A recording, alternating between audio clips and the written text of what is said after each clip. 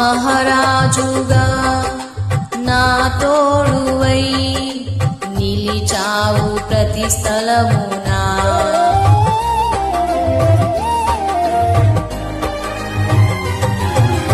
నా భారము నీవు మోయగా సులువాయే నా పయనము.